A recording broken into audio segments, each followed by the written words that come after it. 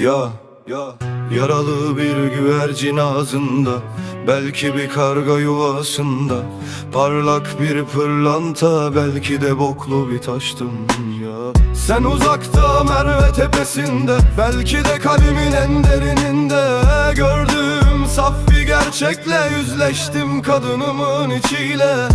Sensin hayal ve dualarım, sen ki gidemediğim yollarım, sen ki sildiğim mesajlar ve sana gelmeye alışkın adımlarım. Gelebilsem belki ağlardım, omuzlarına yaslanırdım, boynundan inerdim de dudaklarında molada kalırdım. Gidebilsem belki ağlardım, omuzlarına yaslanırdım, boynundan inerdim de dudaklarında molada kalırdım.